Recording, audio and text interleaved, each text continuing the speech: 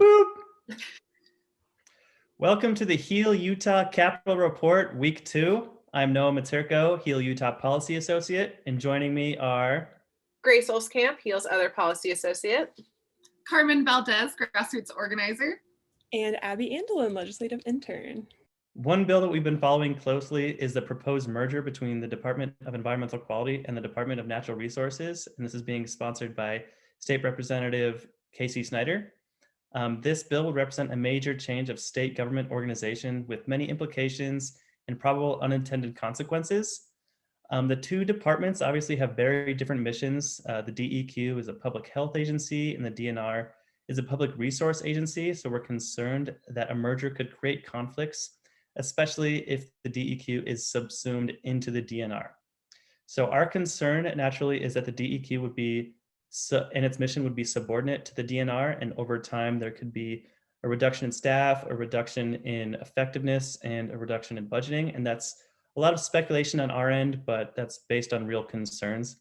So we've been talking to the bill sponsor and the governor's office, and they've been very receptive to feedback and have been willing to consider our concerns. So we've made sure to coordinate with them, and now we're at the stage where we're looking for language to come out sometime next week.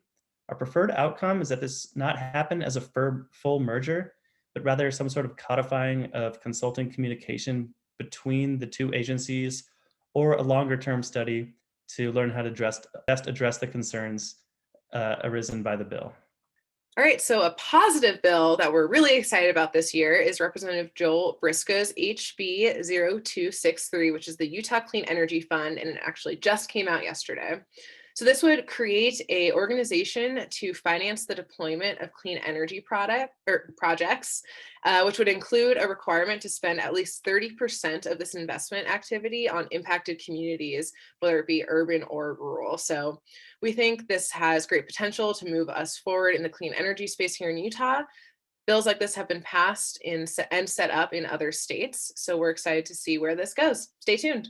Another bill that we are watching closely and currently opposing is Representative Handy's HB 17, the Utility Permitting Amendments. This bill prohibits municipalities and counties, your local communities, from making certain restrictions on utility services.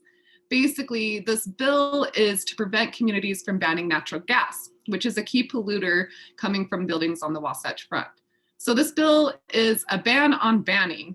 And while proponents believe that it's to support customer choice in their energy, we do recognize that it's also removing power away from cities to reach their renewable energy goals. This bill is currently circled as they are discussing better alternatives and options, and perhaps seeing if maybe this bill isn't necessary at this time as we try to move forward in terms of renewable energy. This is an anti-electrification bill, meaning cities and counties that are seeking to reduce emissions from their buildings will be blocked by passing ordinances. And we are currently encouraging legislators to vote against it if the bill were to become uncircled. So another bill we are looking at and supporting is HB 123, which is a feasibility study for air quality laboratory sponsored by Representative Handy. Essentially what this bill would do is direct the Division of Air Quality to do a feasibility study about the creation of an air quality and changing climate solutions laboratory. This would be done by November 1st, 2021.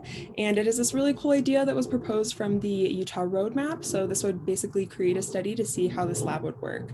We haven't seen any movement on it yet, but we will keep y'all updated, so stay tuned. So another bill that we're following and currently opposing, although we have been in conversations with the sponsor and a couple other folks behind this bill to see if we can get some changes, is HB 209, which is the vehicle registration fee revisions sponsored by Representative Christopherson.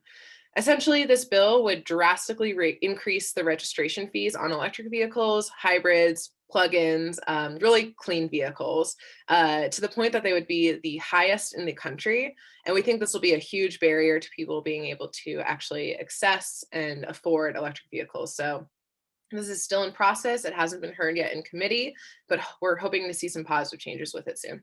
Join us next week and every week, every Monday and Wednesday, starting at 10 a.m. for citizen lobbying, where you can learn more and how to effectively lobby your legislators about these issues. We hope to see you next week and hope you have a wonderful weekend.